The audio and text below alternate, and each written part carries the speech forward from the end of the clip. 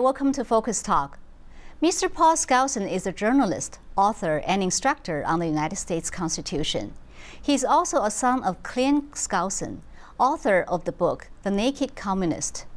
Mr. Paul Skousen himself is the author of 7 books, including The Naked Socialist. Today, we invite him to talk to us about the U.S. Constitution and how it may be in danger today. Hi, Mr. Skousen. Great to see you. Thank you for coming on to our show. Thank you so much. I'm delighted to be here today. Okay, so Mr. Skousen, I wanted to first start with FBI's Mar-a-Lago raid. Now, some people say that the raid violates President Trump's Fourth Amendment right. So first, could you tell us what is the Fourth Amendment and does it apply in this case? Yeah, the Fourth Amendment guarantees our right to be secure in our own private lives, in our papers, our things, our home. Problem is, that's held secure under the Constitution, provided there's not a criminal reason to go out and find out if you've got something up, and they can get a warrant and violate that privacy to see if you're committing a crime. And that's reasonable, that's common sense, that's okay, we understand that. But the Constitution is very clear. You have to have a good justified reason to be able to conduct such a raid. So with President Trump, I always go really slow, which makes for boring radio and boring television. I go slow on trying to cast judgment, because if there's a legitimate reason, then that needs to be checked out and looked at. So that's why a warrant has to be issued with a judge, and the judge has to have sufficient reason and has to swear and affirm that, yes, there's a probability that some crime's been committed. Now, that's under a perfect world. Here in our country, we've got corruption and anti-Trump activity, and it's steep in a lot of judicial circles and in the FBI, apparently, which is tragic. I love the FBI. So I go way slow on these things to say rights are violated or not. They had a warrant.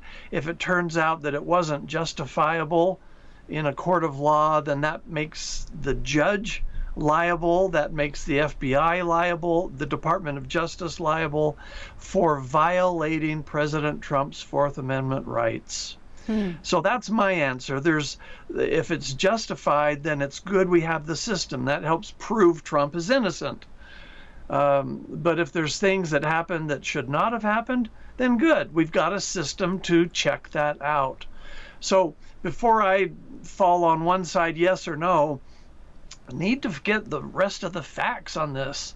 You know, classified documents, was an innocent accident? Was it an overt effort?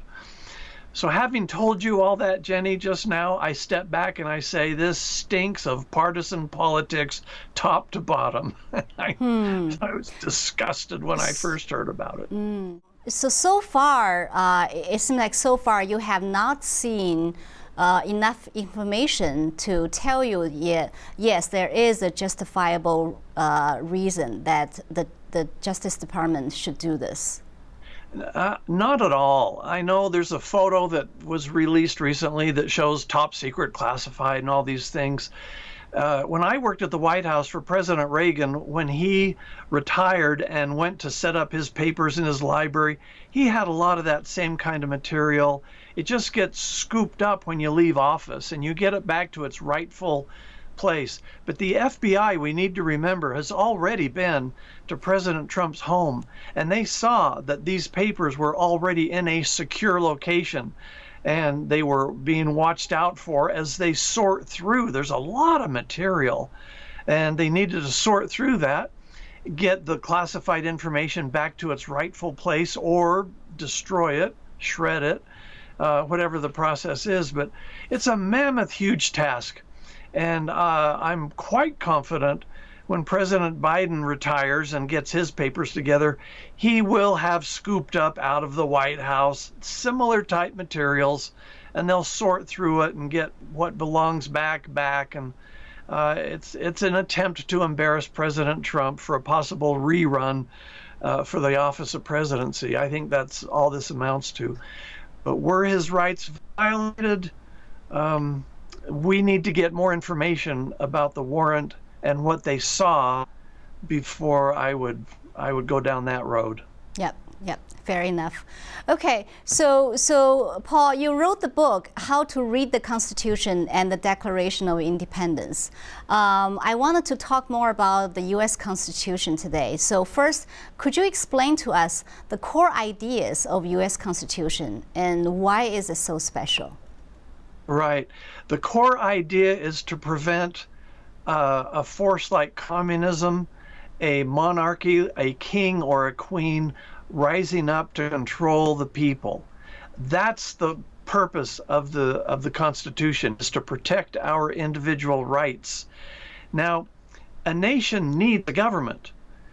And what makes the Constitution so extraordinary and special is that it sets up a government under the control of the people.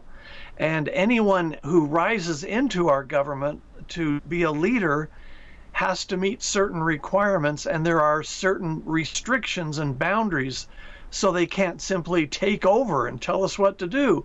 They have to, all actions have to flow through the Constitution.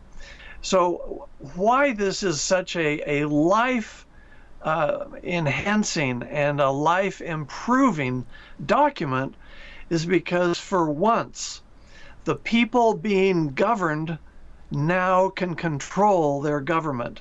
And that just doesn't happen. Anywhere you look around the world where there is a non-republic type government in place, it's a dictatorship. And it's been that way for thousands of years.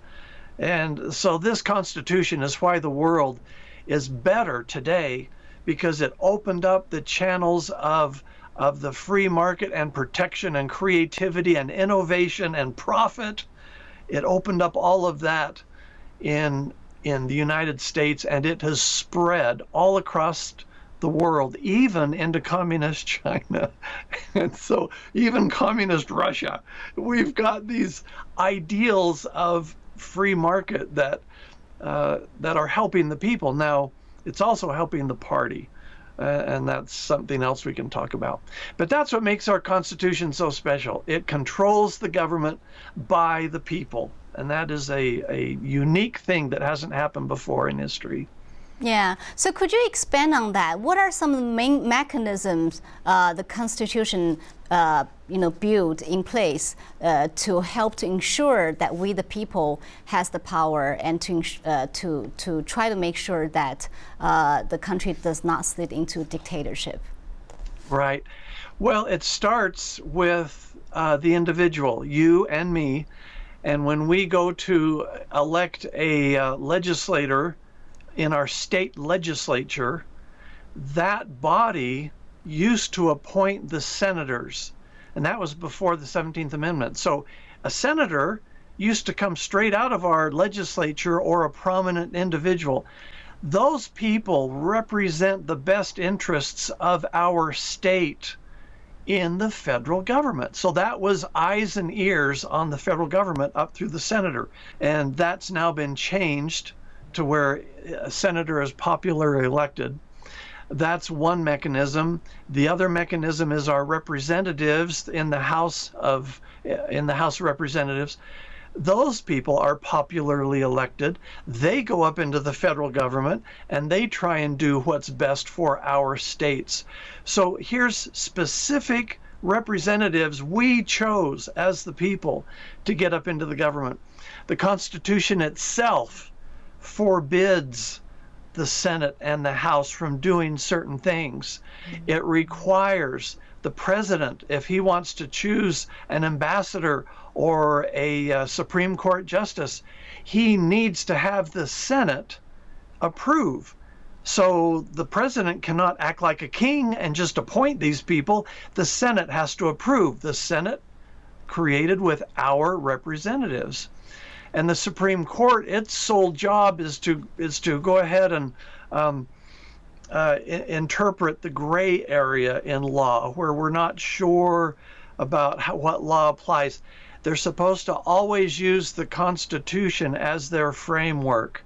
And if the Constitution does not discuss that issue, like abortion, like same-sex marriage, like communism or socialism as an economic structure, if it doesn't talk about those things, the Supreme Court may not rule. It has to go back to the people. We have a state government that has certain rights in the federal government that the federal government cannot penetrate, and vice versa. The states are not to interfere with the federal. All of those boundaries, restrictions, permissions are all within this short 4,000-word document, beautifully balanced. It pits ambition against ambition on every level of government. Those are what protect us from despotism, from a force like communism or socialism compelling the people against their will. And it's the power, the word is suffrage. So the power to vote is guaranteed in every state, every municipality throughout the country. That's our protection. So in essence, United States is actually not a democratic country, or not only a democratic country, it's a republic, right? Can you tell us the difference between the two? Right, and it's important to know the difference. They are not interchangeable. Democracy means one person, one vote. And democracy only works in a small area where all the people can get together and vote on everything. In ancient Greece, they had democracies. They would have a jury in court that would consist of 2,000 or 3,000 people because it was democratic, Wow. And everybody was supposed to participate, but of course they wouldn't. But that's the democracy component. So when you and I get together and we elect our state legislature, we're acting in a democratic form of government. Once that representative, the state legislature or the senator or the representative, once those people are elected, now we move into a republic form of government. They represent us at the state level, at the federal level, and then we become a republic. So the United States is beautifully created by putting boundaries on what all these elected representatives can do. So we are a democratic constitutional republic. But generally speaking, this country is a republic because we run by representation more than we do anything else. Now, you mentioned just now, different forms of dictatorship like socialism, communism. I know you wrote the book, The Naked Socialist, and your dad wrote the book, The Naked Communist. So in your view, what's the difference between socialism and communism? My students ask me that a lot, and I point out to them that both of them have the same end goal, which is government force to control and change the people. So socialism is a dictatorship. Communism is a dictatorship. We have socialism in America right now. Social Security, Medicare, you cannot get out of those. Opt out, Medicare maybe, but Social Security, you're obligated by law. You can't get out of that. It's a tax that you have to pay. And then other people are going to work so that you can retire and live comfortably. Well, okay, you try to live comfortably. So they're essentially the same thing, socialism and communism. They're just on a different place on the path. Communism is much farther down the path with dictatorship type control, where you may not own property, where religion is abolished, where the state is abolished. Everything has to be pointed towards the government. So that's when you're into Marxism, communism. Socialism is just the beginning of that. It's where they start to take part of your paycheck, whether you like it or not. They start to restrict your participation. For example, the government gives out a contract to Boeing to build an aircraft. Well, the people that work on that aircraft at Boeing have to meet certain requirements the government sets. So the idea of free choice and freedom, that's gone. So this idea of centralized government keeps creeping in.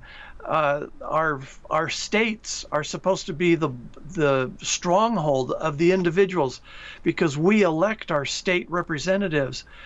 That's why recently Roe v. Wade was overturned. That's not a federal jurisdiction. That's a state jurisdiction. The founders said that from the very beginning. Our federal government handles a very narrow number of issues all across the country. The states handle everything else.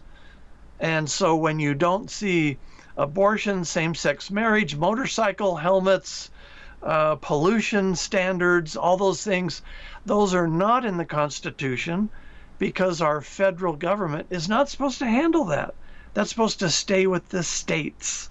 And that's why, that's evidence of a centralized socialistic government moving into the United States that has occurred because of a violation of our Constitution, not because of our Constitution. I think in the Communism Manifesto, it says that socialism is the initial stage of communism. Yes, exactly right. Once you can get socialism going, the people start to think, oh, you mean the government can be in charge? Oh, well, I guess that's a good thing. And that's how it starts until you get all the way down to China and Russia and the former Soviet Union, other small countries, totally dominated. And those are the signs. No property rights, or very, very few. And no churches, no state boundaries. Yep.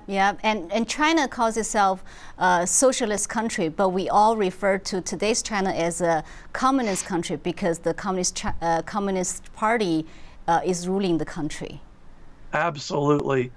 And when I was at CIA, the big joke or the big thing we used to say was the way to take down Chinese communism is to infect it with the free market.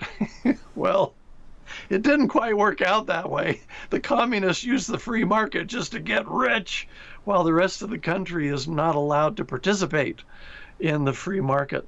Wow, that's another huge subject. We can talk about that another time. But just now you mentioned that federal government is supposed to only have a limited power. Like a lot of issues should be handled at the state level. I think that's one of the things that talked about in the Bill of Rights, right? Can you talk a little bit about the Bill of Rights, the first 10 amendments? Right. Okay, I'll try and be brief on this. When the Constitution was first written, it was written as a document of permission. And they said the government only has these 20 powers. That's it. They can't do anything else. That list of 20 powers did not include national parks, welfare, disaster relief, Social Security. It didn't have any of that. It was not granted as a permission. What the Bill of Rights did is it flipped the Constitution to a document of restrictions. And now the federal government behaves as if I'm not restricted, I can do this. So Congress, using the Bill of Rights, is able to control other states using what we would consider sacred rights, the freedom of religion, the freedom of press and speech. Well, once you say that the government cannot interfere with your freedom of speech, guess what it does? It says, well, all right, but if a person comes into your state and wants to sell pornography and you say no, you're violating that person's freedom of speech and press. And so we're going to force you to allow that to happen. And so you step back and you go, wait a minute, the government just forced us to accept pornography? How did it do that? It used the Bill of Rights. So people misunderstand what happened. The Bill of Rights does protect our rights, and it does, but what it did is it opened the door to the government to violate our state rights using the Bill of Rights. It's meant to, the First Amendment has 5 things: freedom to worship, freedom to press, freedom to speech, freedom to assemble, and freedom to petition government. And we want those rights. But do you know what? When the Constitution was a list of permissions, we had those rights already. We had them already. And so this would be a great discussion. Alexander Hamilton, for those of your listeners who want to go look, Alexander Hamilton in the Federalist Papers, number 84, he discusses the danger of having a Bill of Rights in addition to our Constitution. So yes, on the one hand, we support it, we love it. On the other hand, it has allowed the government to do some things it would not have been able to do otherwise. So the Fourth Amendment is the one we've talked about with President Trump, being safe in your private papers and things that may have been violated. It also includes a jury trial, due process of law. Those items are already covered in the Constitution. It says in the 9th and 10th that any powers or rights not mentioned in the Constitution belong to the states. So you know, you want to start a fight with your neighbor, that's how you do it, is you say, wait a minute, what did the Bill of Rights do? The Constitution is our Bill of Rights. So that's a fun message to get out there, but it will start a fight. Wow. It's just for my own curiosity, is the Bill of Rights a product of compromise between the first 12 or 13 states? A compromise, in a way it is.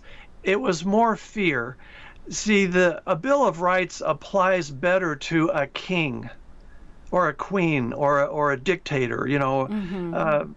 So you put a sword to the king's throat and says, you will not silence me. I have my right of free speech. That's where it works. And that was the thinking of people.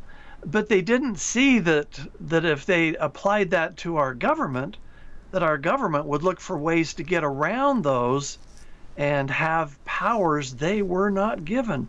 Maybe I can't ban your private firearm, but I can tell you how many bullets you can have in the magazine or what kind of firearm. Maybe I can't stop you from going to church, but I'm not going to let you put up a Christmas tree in your state capitol building because that violates someone else's freedom of religion. See, that's how the Bill of Rights has been turned against our liberties, and that's what Alexander Hamilton was trying to say. But people were worried about a king that could do those things. They were not seeing it through the perspective of the federal government having those restrictions. How's that one for today? That's interesting. That's good to certainly a very eye-opening perspective on the Bill of Rights.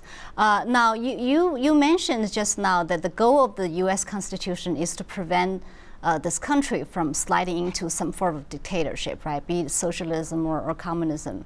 Now, it seems to me that it has been effective in the last 200 years or so until recent years. I don't know, what's your observation on that? Right, and it's not the Constitution's fault. It's corruption by those who should be upholding our Constitution. So when Roosevelt, during the Great Depression and period afterwards, when he did his New Deal, he put forth all of these socialized work programs to put people to work. And to pay for that, he had to raise taxes. And raising taxes became harder on people, and many lost their jobs. And what did they do?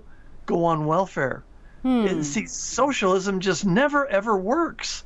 And so in the last several decades, the Supreme Court has put forward decisions that have further socialized or allowed the government to grow bigger outside the boundaries of what the Constitution establishes.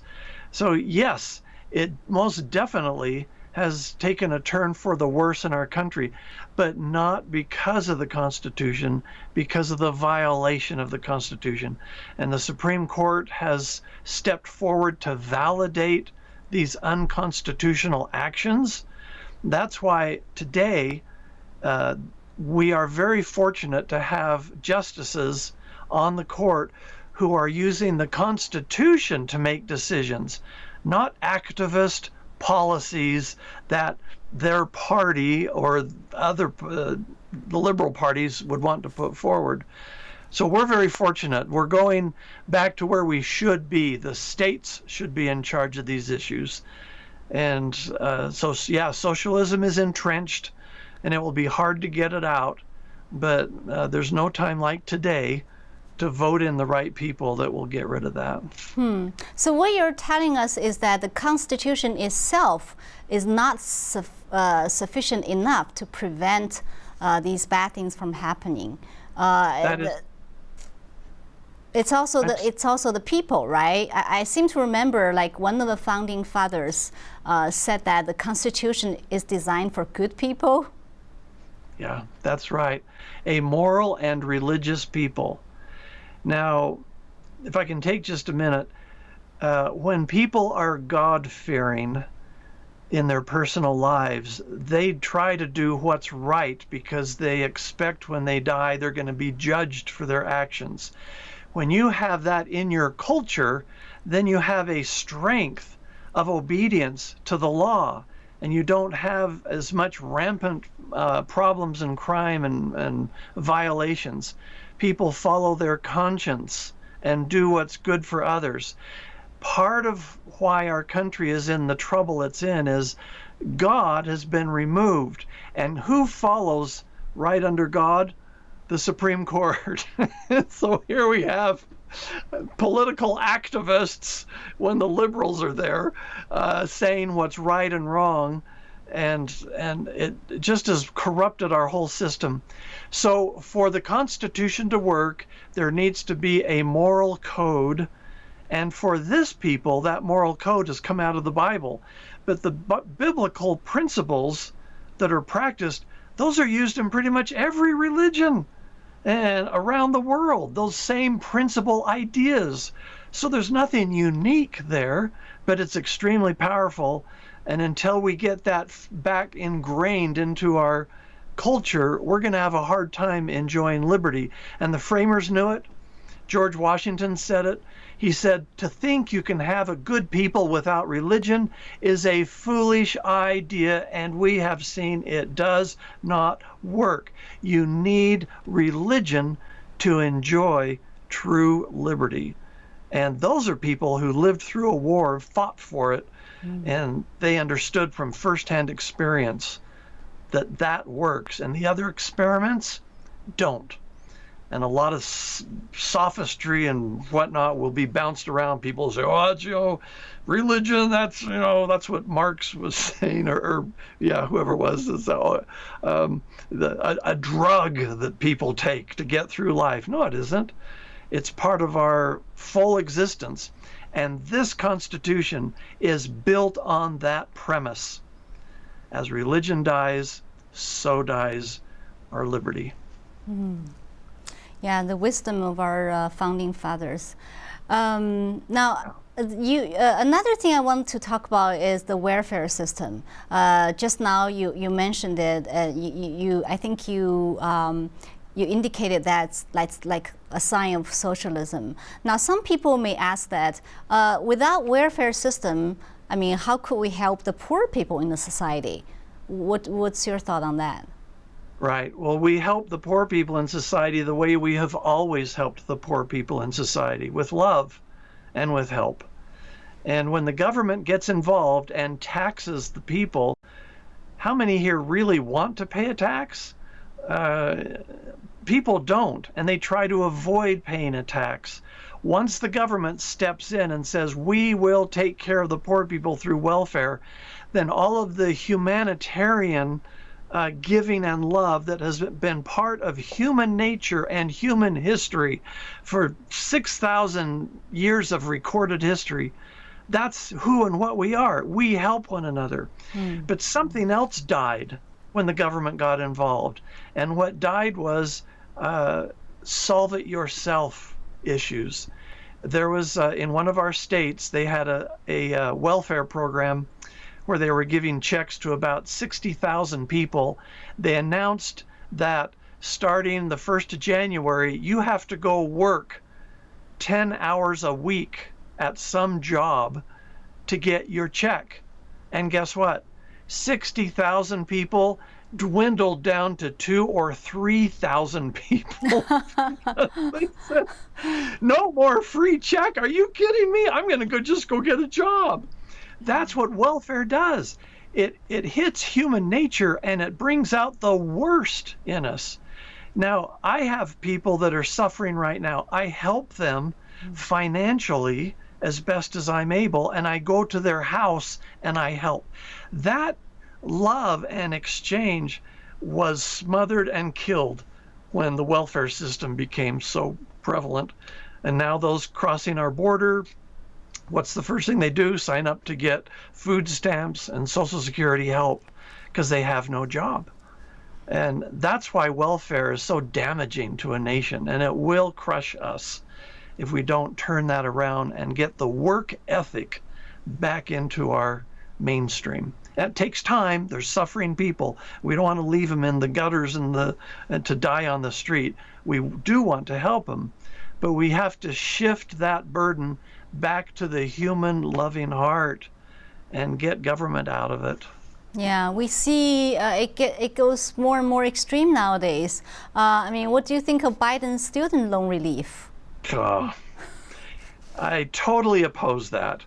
All he's doing is shifting the debt repayment burden from the students to the taxpayer, because a student made a bargain, went to a lender and said, will you give me $10,000 so I can go to school and I will pay you back with interest. That's a promise the student made. So now the student doesn't have to keep the promise. You're making a liar. You're dissolving the contract of trust, and you're going to tell the American taxpayer, we'll pay back the loan. No, that's, once again, that's socialism at its worst. Government trying to solve a problem with individuals that should be handled on individual case-by-case basis. So I totally oppose that completely. It's a foolish idea, and it's just adding to the weight of collapsing the country. What do you think are ways that we could reverse the trend? There are several ways, and I imagine yourself and many of your listeners, I'm this way. I feel rather helpless. But there's one thing I can do in my personal life, in my family. I can start teaching these correct ideas, these insights. Why isn't socialism working? Well, let's talk about it. The purpose of that is to spread that knowledge so that when it comes time to vote, we get people into office that have the same perspective.